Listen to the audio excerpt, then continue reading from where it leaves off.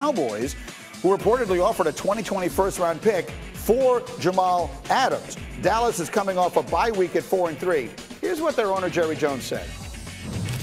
I thought we would be better. Our record would be better. Just the obvious, we didn't think the Jets game would have the outcome that it had. Do you feel like this Cowboys team is still considered one of the contenders to win a Super Bowl this season with what you've seen so far? Oh, I think that we have the potential. I don't think the way that we have played so far will get us there.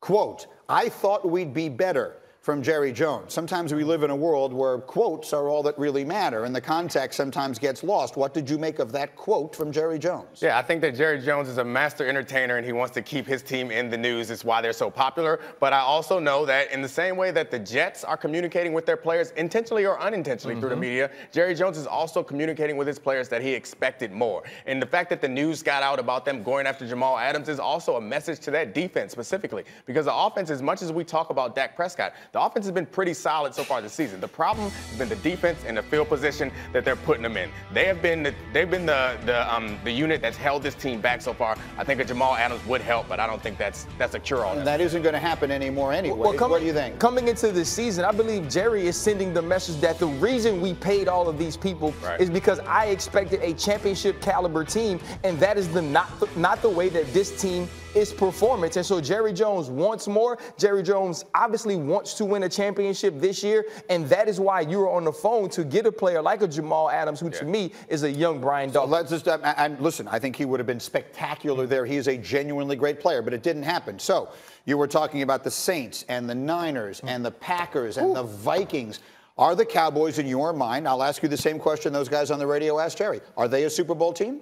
I think they're a contender, but I mean, it's going to be really hard. If they were in the AFC, I might have a different or sing a different tune. But in this conference, it's going to be really hard to get past all those teams. Listen, I don't think they're better than at least three of them. I spoke about the NFC yesterday as Bloodsport. I don't know if you remember the Jean-Claude Van Damme movie where you're in this tournament with all of these great fighters and you're trying to win the championship. That's what the NFC is to me this year. When you look at teams like Seattle and the Minnesota Vikings being the wild card teams, that tells you how good this conference truly is. And so is Dallas a good football team? Yes. I don't believe it's on the level or caliber of the Saints, the Packers, and the San Francisco 49ers, and maybe even some of those second-tier wild card type contenders. It's your second movie reference of the morning. I was a lot more comfortable with this one than the Indecent Proposal one. I like the Indecent Proposal. It's so much better. I'm not suggesting I don't like it, but I wasn't 100% clear on where it was going, and at one point I was quite nervous. All right, back to the NBA we go. LeBron James and the Lakers taking on the Grizzlies, and what a night Anthony Davis had. There's LeBron throwing it up, and there's Anthony Davis throwing it down. Jalen Rose. Davis, no dunk, but still looking good. However, we got some questions. He's got a shoulder.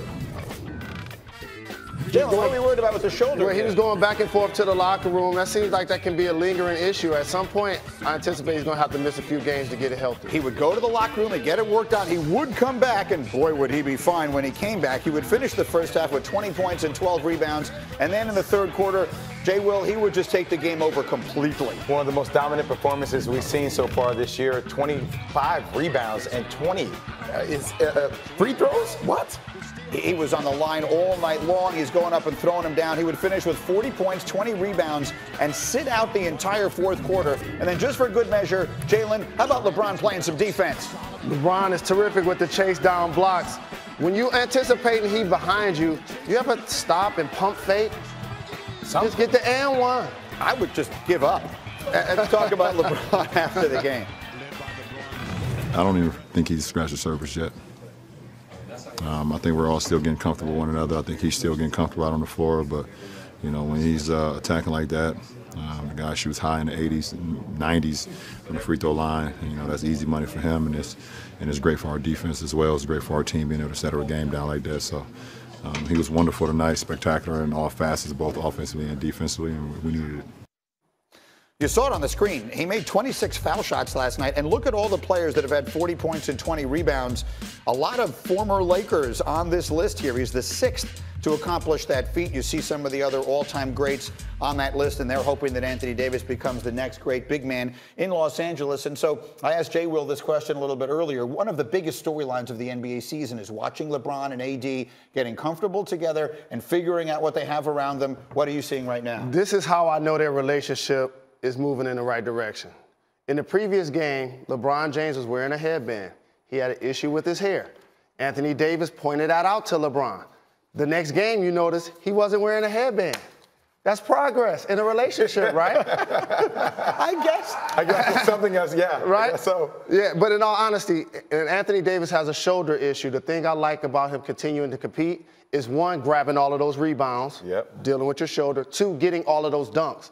And three, getting to the free throw line. He had 18 made free throws in the third quarter alone. Yeah, and Greeny, nobody's expecting LeBron James and Anthony Davis to play all 82 games in the regular season. There's going to be a course of load management there for both these guys. I will say this, in order for them to win a championship, though, I don't like their really big lineups. I think that hurts him in pick and rolls. I think AD will need to be a 5 when Kyle Kuzma comes back. Well, that's the big thing. AD has said for a long time he's much more comfortable at the 4 than the 5, and they've been playing Dwight Howard out there at the 5, but they look better. The eye test suggests they look better when he's playing the 5. Absolutely. That's going to be their closing lineup. It'll be AD at the 5, LeBron and Kuzma up front, and then they figure out what's going to happen in the backcourt. But you try to not have him at the 5 so he doesn't have to take the pounding. That's the one thing about Anthony Davis. He's had a lot of nagging injuries throughout his career. Including the shoulder. Load management is one thing. How worried are we about the shoulder? Quickly. I'm really worried because he was going in and out of the game. He still put up big numbers, didn't have to play in the fourth quarter, but that shoulder issue is going to be something that seems to linger. I mean, LeBron James is incredible. What we've seen, what happens when he's the only entity in the team last year. So yes, they need those.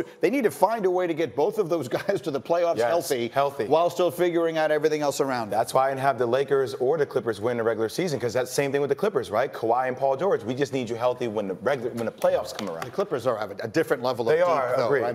They are deep in a way the Lakers can't even fathom. All right, we have more basketball coming up next. Actually, this is really interesting. What drove Kevin Durant to leave the Warriors? Stephen A. Smith sat down for a boardroom conversation. He will join us with a taste of that next as we continue here. And the Bears made a bunch of mistakes on Sunday. They made another huge one yesterday. We'll explain next. Get Up on ESPN.